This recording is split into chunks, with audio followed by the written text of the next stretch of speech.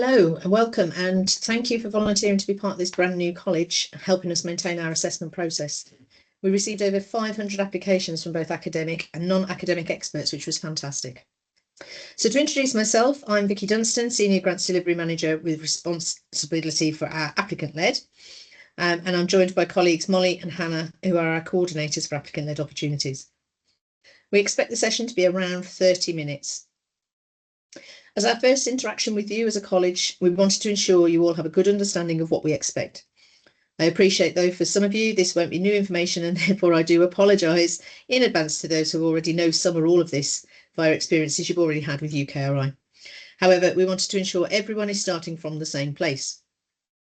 You will be supported through your time with the college, given appropriate information ahead of panels and training where appropriate. This is just that initial overview. So our aims for today is to find out more about ESRC and UKRI, to learn how ESRC makes funding decisions, and to understand your role as part of this college.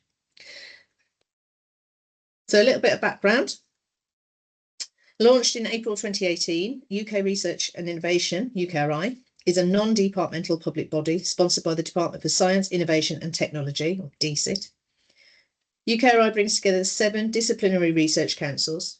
Research England, which is responsible for supporting research and knowledge exchange at higher education institutes in England, and the UK's innovation agency called Innovate UK. We receive our funding as part of the spending review process as part of DSIT's overall allocation, as well as through research and innovation funding announced in the annual budget or other announcements. We do also manage programmes on behalf of DSIT and deliver funding for other government departments too. ESRC is one of those disciplinary councils within UKRI, and is a large funder of economic, social, behavioural and human data science. As well as directly supporting work ourselves, we do collaborate closely with all of the other UKRI councils. UKRI is also continuing to increase alignment between all of us so that we offer a more consistent experience for applicants, reviewers and research officers, regardless of which party you're engaging with. So ESRC. ESRC's mission is to ensure that the greatest public benefit from social science. We are committed to supporting curiosity-led research, deepening our investment in applied research for public benefit, supporting economic growth, prosperity and technological progress. As part of this commitment, we promote and support high-quality research and related postgraduate training across 19 social science disciplines.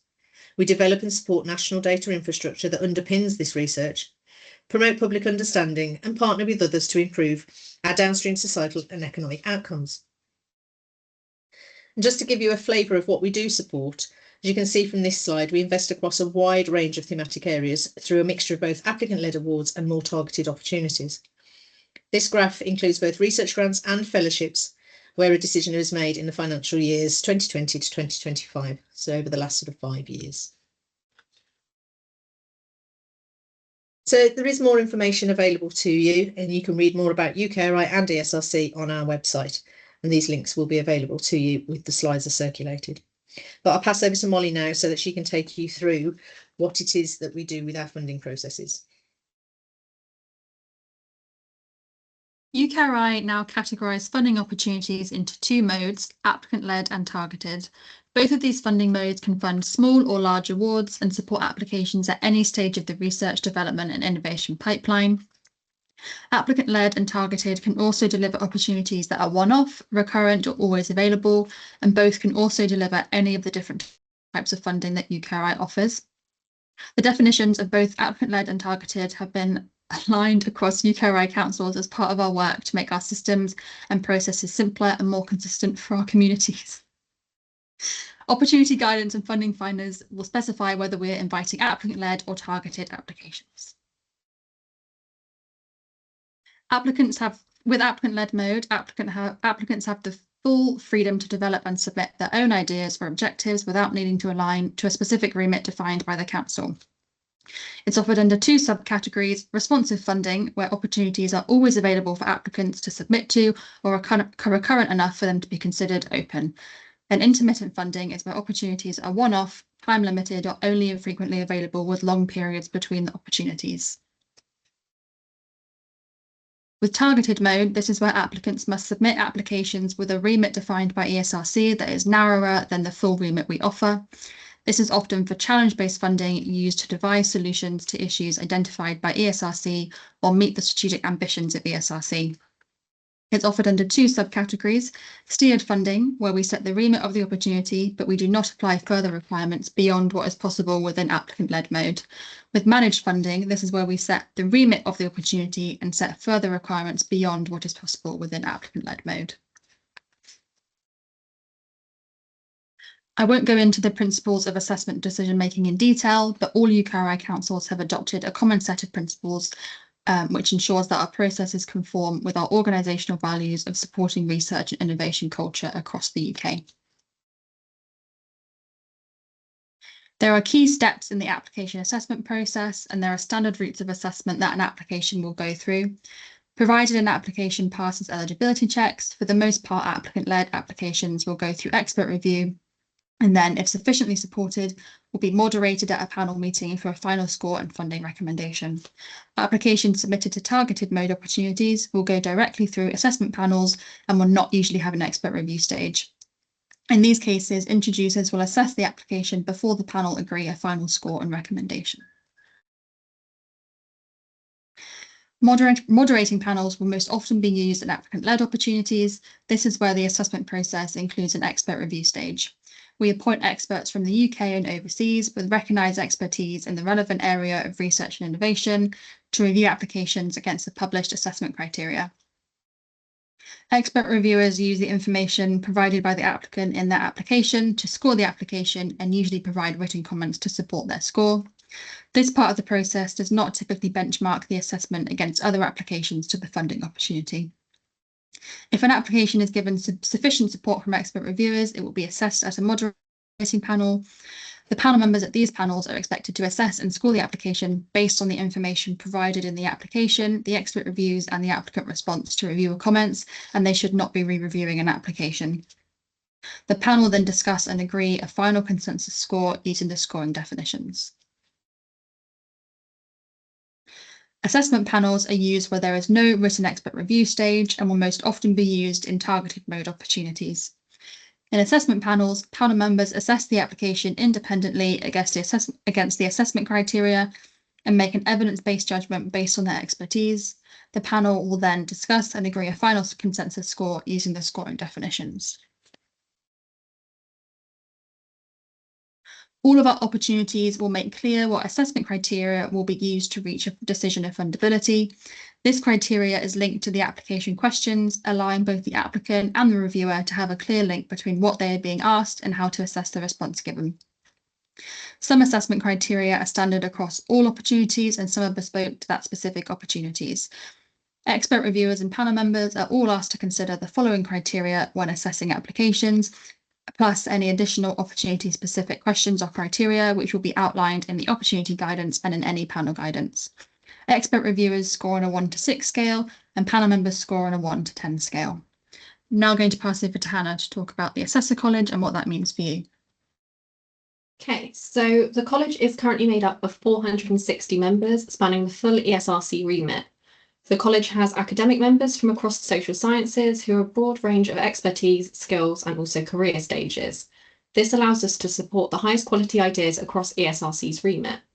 We also had advisor members in the college who are from across public, business, and civil society sectors to help sure we fund the highest quality research that has both economic and societal impact. Recruitment rounds for the college will be done regularly. There will be a mixture of targeted and open recruitment rounds depending on the needs of the college. So, for example, if we need more members in a particular area, we may target the recruitment to cover this. The Assessor College will be our first point for selecting panel members across all opportunities. You may be asked to participate in panels for either applicant-led or targeted funding mode opportunities.